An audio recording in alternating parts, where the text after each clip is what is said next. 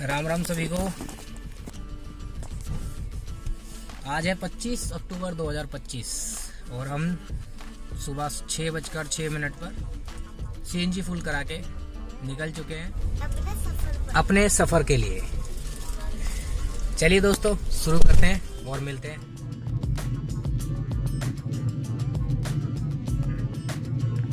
आज दोस्तों टाइम हुआ है 6:51 और सुबह का आनंद उठाते हुए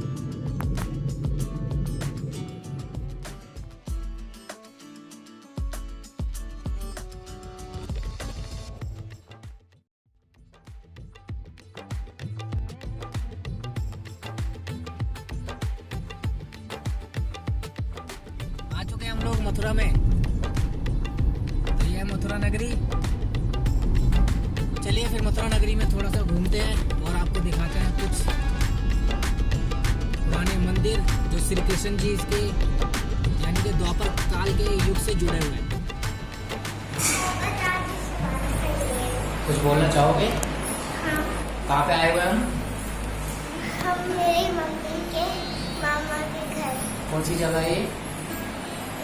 भवन भावन मथुरा। भवन मथुरा।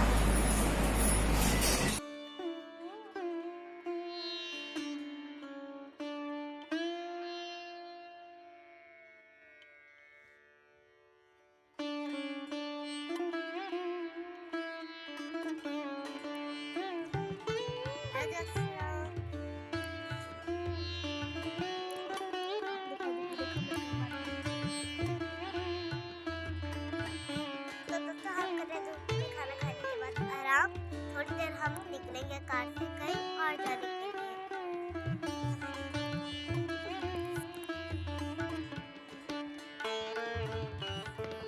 दोस्तों हम मंदिर नहीं जा रहे हैं, प्लान में थोड़ा सा चेंज हो गया है।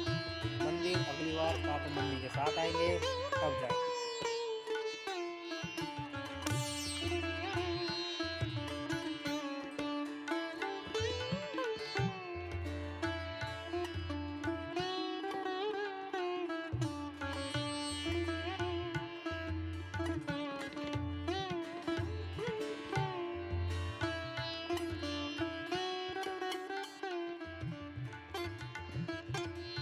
हाँ जी दोस्तों, तो महावन यानी कि मथुरा नगरी के एक प्रदेश की यात्रा करके अपने कुछ रिश्तेदारों से मिलकर हम लोग निकल पड़े कोकिला वन के लिए। जी हाँ, कोकिला वन जो कि कोसी कलान क्षेत्र में स्थित है और शनिदेव जी के धाम के नाम से भी बहुत ज़्यादा प्रसिद्ध है। और आप लोग अच्छे से जानते हैं कि शनिदेव जो कि सूर्य के पुत्र हैं और आज की कलयुग में शनिदेव जी का जो है बहुत ही ज़्यादा मान और बहुत ही ज़्यादा मान्यता की जाती है लोगों के द्वारा।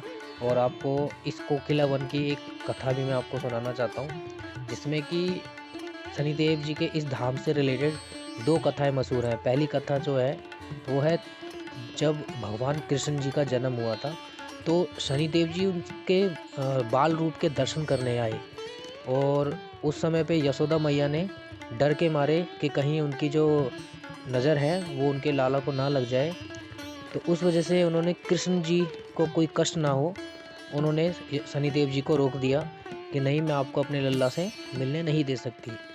तो उस समय शनिदेव जी दुखी हो गए और उन्होंने कोकिला वन में जाकर तपस्या की और उनकी तपस्या से प्रसन्न होकर भगवान कृष्ण ने उन्हें कोयल यानी कि कोकिला, अदर लैंग्वेज में कोकिला कहा जाता है, तो कोयल के रूप में उन्होंने दर्शन दिए।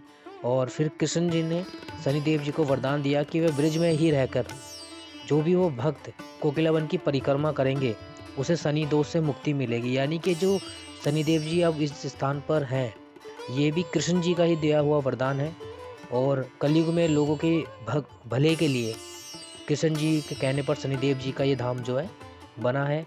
प्लस इसी कारण से कोकिला वन को शनिदेव का सिद्ध धाम माना जाता है और यहाँ शनिदेव के साथ साथ भगवान कृष्ण की और राधा जी की भी पूजा की जाती है बिहारी जी के रूप में।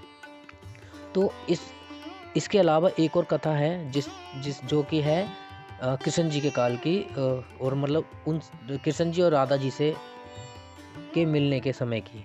तो एक बार की बात है, कृष्ण जी राधा जी से मिलने के लिए बहुत उत्सुक थे, लेकिन उनकी सास और ननद उन्हें रोक रही थी। तो कृष्ण ने एक पेड़ पर चढ़कर कोयल की आवाज़ की नकल की। इस अनोखी आवाज़ को सुनकर राधा और उनकी सखियां समझ गईं कि कृष्ण का संकेत आया है और वह उनसे मिलने के लिए वन में चली गई, जहां उनका मिलन हुआ, यानी कि वे लोग मिले और रासलीला हुई। तो इसी घटना के कारण इस स्थान का नाम जो है कोकिलावन पड़ गया।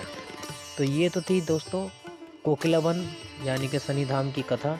और एक बात और कि शनिदेव धाम जो है आप लोग अच्छे से जानते हैं कि शनिदेव जी को काले तिल और सरसों का तेल और अन्य प्रकार के जो काली वस्तुएं हैं जैसे काला कपड़ा और काली कील, ये सब चढ़ाई जाती हैं।